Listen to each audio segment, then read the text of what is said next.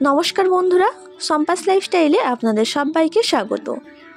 আজকে বানাবো শীতকালের অতি জনপ্রিয় মিষ্টি নলেন গুড়ের রসগোল্লা। তাহলে ভিডিওটি শেষ পর্যন্ত দেখতে থাকুন। রসগোল্লা বানানোর জন্য প্রথমে ছানা কাটিয়ে নিতে হবে, আর তার জন্য কড়াইতে 2 লিটার গরুর দুধ গরম করতে বসিয়ে দিয়েছি। দুধ গরম হলেই একটি হাতা দিয়ে বারবার নাড়াচাড়া করে নিতে হবে, যাতে দুধের উপর কোনো রকম সর না জমে।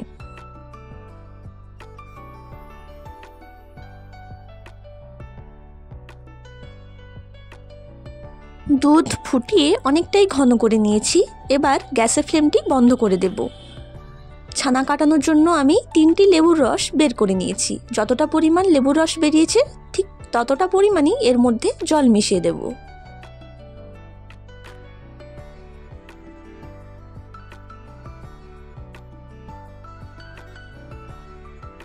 এরপর দুধ যখন হালকা উষ্ণ উষ্ণ গরম থাকবে, ঠিক তখনই এর মধ্যে লেবুর রসটি অল্প অল্প করে দিয়ে হাতা দিয়ে নাড়াচাড়া করতে থাকবো। আপনারা চাইলে লেবুর রসের পরিবর্তে ভিনিগার দিয়েও ছানা কাটিয়ে নিতে পারেন। ছানা কাটতে শুরু হয়ে গিয়েছে, আবারও কিছুটা পরিমাণে লেবুর রস দিয়ে হাতা দিয়ে নাড়িয়ে নিচ্ছি।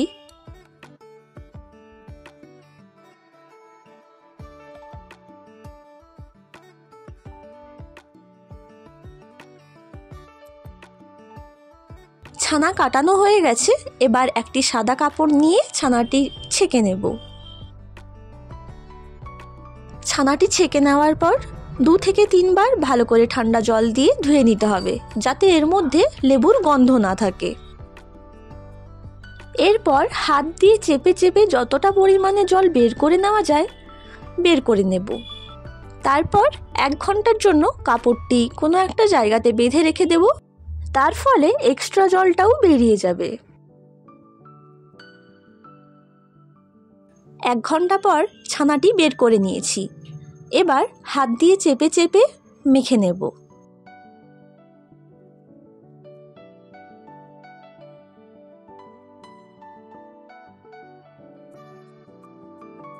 হাতের তালু দিয়ে দেবে দেবে মেখে নেওয়ার পর এর মধ্যে দিয়ে দিলাম 1 চামচ ময়দা আর দেব 1 চামচ কর্নফ্লাওয়ার। এগুলো দিয়ে ভালো করে মিশিয়ে নিয়ে আবারও মেখে নিতে হবে।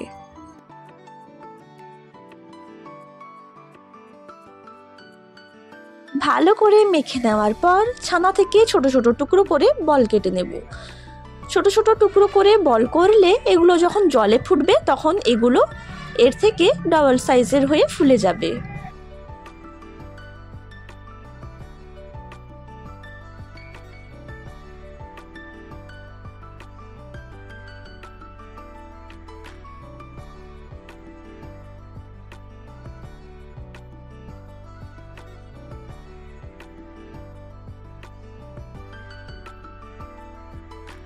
এবার ছানার বলগুলোকে গোল গোল করে নেব।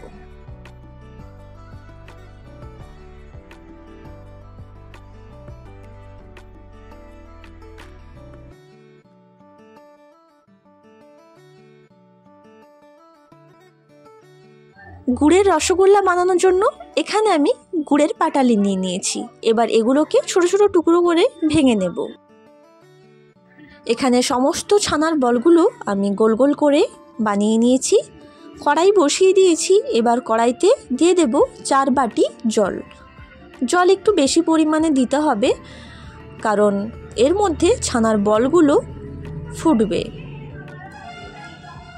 কড়াইটা একটু বড় সাইজের নিতে হবে, যাতে ছানার বলগুলো ভালো করে ফুটতে পারে। এবার ভেঙে রাখা গুড়ের পাটালি এই জলের মধ্যে দিয়ে মিশিয়ে নেব।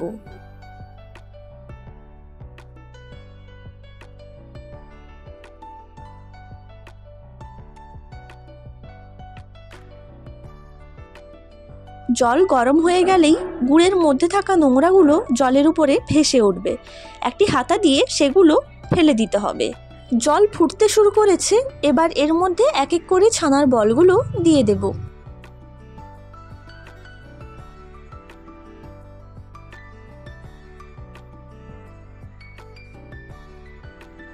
ছানার বলগুলো দিয়ে দেওয়ার পর হাই ফ্লেমে 10 মিনিটের জন্য ঢাকা দিয়ে রেখে দেব।